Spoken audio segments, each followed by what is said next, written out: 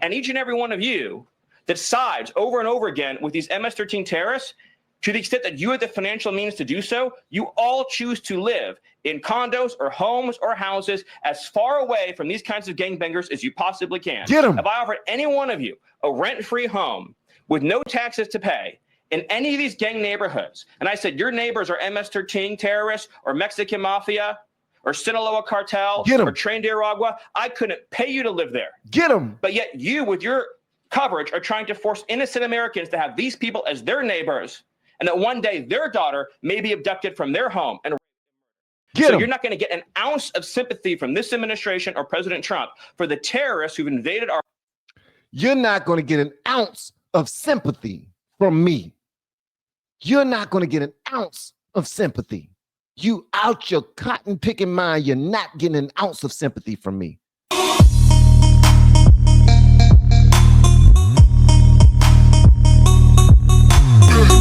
Negotiations with China.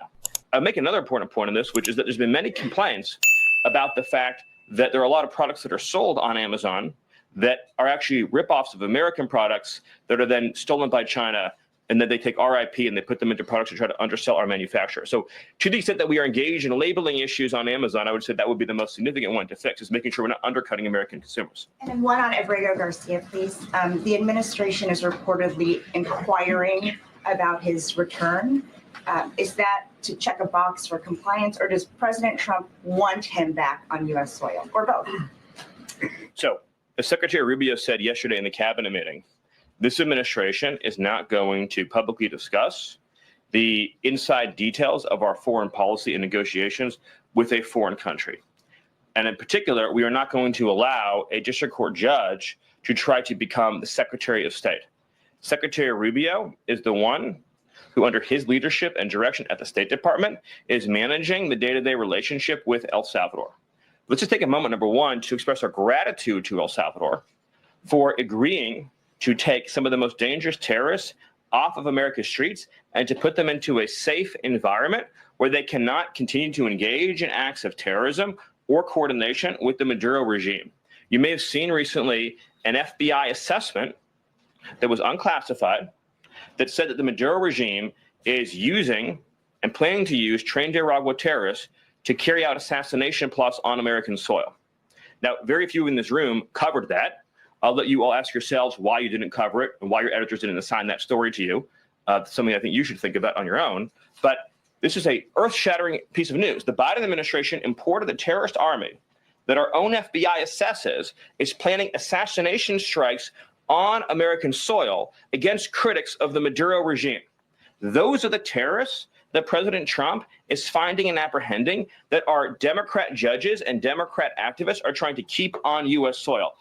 Tren de Aragua has the same legal status as Al-Qaeda and ISIS. MS-13 has the same legal status as Al-Qaeda and ISIS. These are foreign terrorists operating on our soil.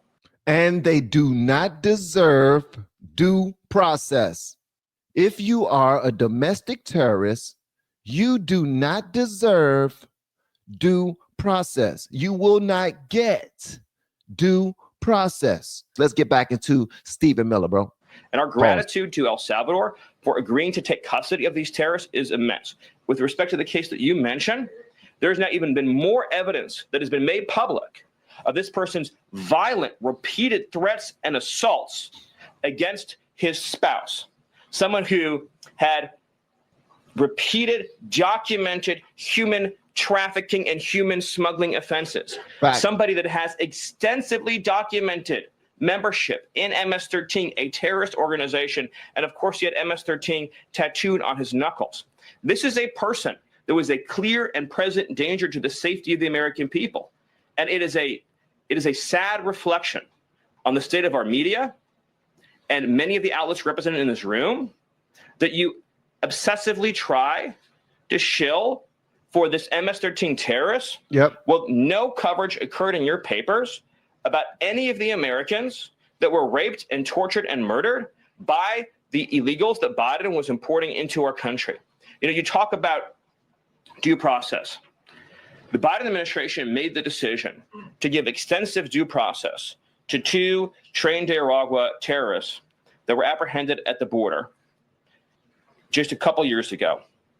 They were two gentlemen. They were from Venezuela. They were members of Tren de Aragua. The Biden administration Border Patrol apprehended them and made the decision to provide them with extensive due process, put them onto a program known as supervised release, and put them on ankle monitors so that they could go through a lengthy legal judicial determination as to whether these legal aliens who had just set foot on U.S. soil might want to live in the United States for the rest of their lives.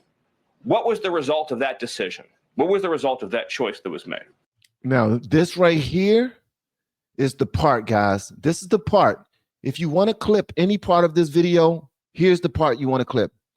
He is breaking it down to these nitwits, letting them know that Biden's decisions that he made is the reason why family members around this world are crying and praying because they lost their daughters, simply because we want to be on the right side of history. Y'all need to miss me with that right side of history crap. That's what y'all need to do.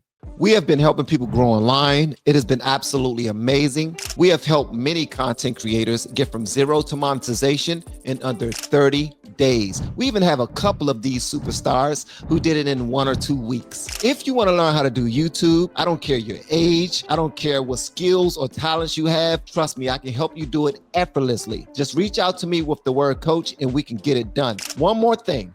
We have a YouTube course that I just now created. I'm extremely proud of, and a lot of people are getting so much from. Purchase that course and work with us. You can join our private Facebook group and our daily group calls, which is 3 to 5 days per week, and you can learn so much more than you've ever learned before. I can't wait to hear from you. Love you. Peace. All right, so Stephen Miller, he's breaking it down. Listen to this right here. Whether these legal aliens who had just set foot on U.S. soil might want to live in the United States for the rest of their lives. What was the result of that decision? What was the result of that choice that was made? Those two men kidnapped a young girl named Jocelyn Ungary from her family. They beat her, they sexually assaulted her, they tortured her, they stripped her, they murdered her, and they dumped her body. That is what the Biden administration's policy was.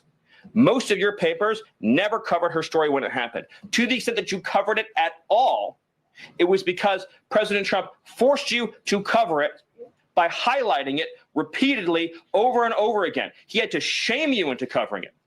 And each and every one of you that sides over and over again with these MS-13 terrorists, to the extent that you have the financial means to do so, you all choose to live in condos or homes or houses as far away from these kinds of gangbangers as you possibly can. Get 'em. If I offered any one of you a rent-free home with no taxes to pay in any of these gang neighborhoods, and I said your neighbors are MS-13 terrorists or Mexican mafia or Sinaloa cartel Get 'em. or Tren de Aragua, I couldn't pay you to live there. Get them. But yet you, with your coverage, are trying to force innocent Americans to have these people as their neighbors, and that one day their daughter may be abducted from their home. And Get so 'em. you're not going to get an ounce of sympathy from this administration or President Trump for the terrorists who've invaded our.